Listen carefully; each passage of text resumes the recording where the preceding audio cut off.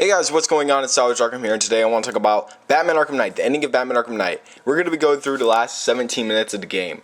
So starting with Arkham Asylum and what's been happening. So the point that we got into this right now is that Robin got captured by Scarecrow because of Batman, because he left them inside of the cell that Batman was supposed to be in. Scarecrow's, bragging and whatnot, and I believe that Batman really wanted to be captured. We got to this point, we saw everything. Batman had to get captured. He wanted to get captured. For some weird reason, Batman knew that if he got captured, that everything will be okay. Everybody would be okay. Now, it kind of gets weird, right? It kind of gets weird because Scarecrow injects Bruce Wayne with fear toxin. I mean, he got a mask. Everybody knows who Batman is. Everybody knows Batman is Bruce Wayne. Bruce Wayne gets injected with the fear toxin, and out of nowhere, he appears somewhere. I don't know where. Somewhere in Gotham, with the Riddler, Two-Face Penguin, and a new design of Killer Croc, which I really like, in front of a whole bunch of people. Now, when the game camera swoops around, is actually the Joker. So this is where a lot of people got confused. Previously, Joker got his neck snapped, and that's how kind of like his neck was all slumped over. But this is where we are right now. Joker got captured by Two-Face, Riddler, and Penguin. Now here's the thing. Batman is hallucinating Joker, but all of this is hallucination right now. This is like his greatest fears, getting captured or someone turning into Joker. Now Joker is obviously making fun of Killer Croc, Penguin, telling Killer Croc to duck, and then bam, right there, that freaking Batmobile crushed Killer Croc. Joker gets into his Jokermobile, and now this is where it kind of gets interesting, because now you play as the Joker, and you go through a bunch of not trials, but then once you walk outside, you kill everybody. You kill Cobblepot, you kill Riddler, you kill Penguin. You kill all these people, right? You're killing your villains. You are the Joker. You are killing these villains. They're begging for mercy. They are begging not to be killed. And you're just wiping them out. And it's kind of sad, really. But now we know. Now we know what Batman is thinking. Now we know what Batman's greatest fear is. Gotham in fire. Gotham on fire. And Joker is prevailed. Yeah, he is the one ruler. And even Joker says, this may be my finest work yet. That is disturbing a little bit, Alfred starts talking and trying to talk to Bruce, but he's not listening. He's out of it. He's completely crazy. He's turned into the Joker, and for this hallucination, I've gotten a lot of questions like, "Do you understand? I don't understand the ending. I don't get this. Why did you turn into the Joker?" And the reason is, Bruce Wayne is kind of crazy. Now we kind of transition back into the asylum. And right here, this is where I wanted to talk about the most. You are Bruce Wayne, but you're turning into the Joker. Right here, you can see that the Joker is actually in whatever you call it, the gurney or the strap, I don't know what it's called. But when Scarecrow's threatening you, saying everyone you love will be hunted down, killed, every scream, every death, every vengeance, stuff like that, and then you say good, and then Scarecrow's all confused, and he's like, "Do you understand me? It is over." And then Batman, Bruce Wayne, Joker basically says, "Get ready for the encore," and he just starts laughing. Now this is where I wanted to see Batman laughing. I wanted to at least transition into Bruce Wayne Batman just laughing. And then you get injected with the fear toxin some more.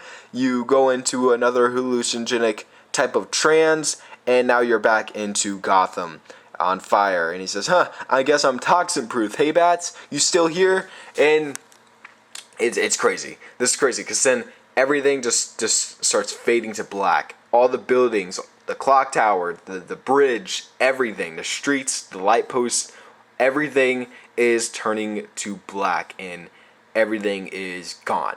Everything is gone for good. It is finished, and now you have to basically be in this really weird, crazy place. Now this is concept art that you saw in Batman, Batman Arkham City, and it's pretty creepy. It's very creepy. And then you see Joker going into getting cremated, which is It's creepy, because you have to understand that this isn't the Joker hallucinating. This is Batman. This is Bruce Wayne, literally seeing these things, and the fact that he's turned into the Joker really makes you think about, wow, is Batman really this crazy, or is he just like scared of this? And then you kind of keep walking, and you go down this really long hall, and then there's a Joker statue and the head falls off. Now, this is exactly what you need to understand. Joker does not want to be gone. He does not want to be forgotten. He wants to be remembered for a homicidal, crazy psychopath that just loves killing. He doesn't want to be forgotten at all. And that is literally the main purpose of the story, really. I mean, for a Joker story, at least. That's it. And then you turn around, some statues of Batman here, and it's creepy. It's just like really weird. And the thing is, even Joker's, like, even Batman's saying to Joker, you have to be forgotten. You have to leave. And then we go into a little type of, radio thing after we go to the Joker funeral. It's a radio, and Vicky Vale says, "So Joker, you remember the question mark guy? He died?" And like Vicky Vale's like, "No, not him." And then like the civilian says, "Oh, I don't know who he is." And then Vicky Vale says, "You know what? It does not matter." That is Joker's hugest he's scared of being completely forgotten out of existence. He does not want to be forgotten at all. He wants to be the main focus. He wants to be in the middle of everything. And that's what Batman kind of wants, Batman also wants to be in the center of everything. Batman needs to be in the center of everything. If no one is scared of the Batman, there is no such thing as Batman. And this kind of gets into very interesting roles. This is a very weird part where you're shooting down Batman statues over and over and over, and every time you turn around, there's a Batman statue. You turn around again, Batman statue. Turn around again, huge Batman statue. It's creepy, and it won't stop. Every time you take one out, one keeps appearing, and they all appear, and they all appear, and they won't stop. And then bam, right there, Batman actually appears and just starts beating up the Joker. Now, you try to shoot him, you try to do as much as you can, but you can't. And then this weird hole in the wall begins, and it's basically you stepping into the light, going into heaven or hell. I'm not sure which one Joker is in. And then boom, right there, you are near a prison kind of facility. And you are walking towards a button. You are going towards this button. You are going to try to push the button. And when you push the button, essentially stuff happens. Okay, it says exit. You leave. It's basically Joker breaking out of Arkham Asylum. And, it says exit. You're going to leave Arkham Asylum as the Joker. For some reason, all these cells appear. And I believe that this is actually the cells that, Joker has been in, that he's always been in. That would be so cool. Now, this part's creepy. Look, even Batman says, and you will be forgotten. Like, you don't want to be forgotten, but you will be forgotten because of me. So now you have to try to shoot Batman. And every time you shoot Batman, guess what? He doesn't die. He just keeps walking. Just keeps walking and just keeps walking. It does not matter. He grabs you, his eyes turn green, which means he's basically becoming the Joker, but now he's realizing that he is Batman, and now he is going to fight back against the Joker hallucination that you are having right now, and you're going to be actually just, beating the crap out of him and putting him in the cell, and that's basically what this is. You have to forget Joker. You can't have Joker here, and in the back, there is some writings and some countdowns, but I'm not sure what they said. It's rather, I am Batman, no escape, only the dark hell, where is no hope? And it's basically saying, yep, Joker needs to be forgotten. Now, right here, it's basically Batman saying goodbye, Joker. No, Bruce, don't leave me, please. Don't leave me. Pushes him away. And this is the most interesting part.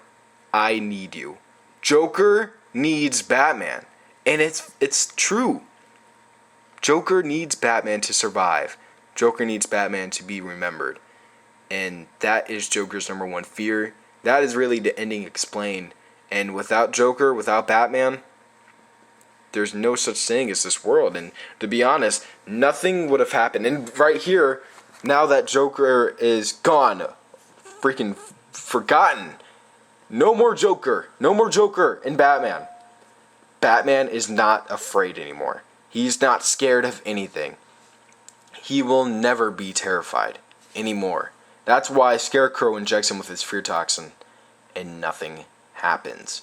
Bruce Wayne just looks at him and says, "I am not afraid, Crane." And what that means is he's gotten rid of Joker. Joker was his number one fear. Joker was his number one failure. Bruce Wayne's not scared anymore because he's gotten rid of Joker. There's Red Hood, of course, that came in and saved Batman's life for some reason, and saves Batman. Now, here, I don't know what's going to happen, to be completely honest with you. Essentially, what happens is Bruce Wayne turns the fear toxin on Crane, and basically injects Crane with his own fear toxin, which leads Scarecrow to actually hallucinate. What it hallucinates, I don't know. It's basically like a demon version of Batman, kind of like think of what is it? It's like Damian Wayne type of Batman, but what Scarecrow sees is like worse than torture, worse than hell. This is like the creepiest thing he'll see. He's scared of bats. He's seeing bats. He's just freaking out right now. He can't really control himself. And yeah, he's just going completely crazy. He can't think straight. And then he finally sees Batman. When he sees Batman, he completely loses it. So that's that, guys. Really nothing else. That's about it. Everything's after that is happy ever after. I'm not going to talk about the Nightfall Protocol yet, but I will soon. This is the ending explanation. Tell me what you guys think in the comments below. Don't forget to like, comment, subscribe. I'll see you guys later. Peace out.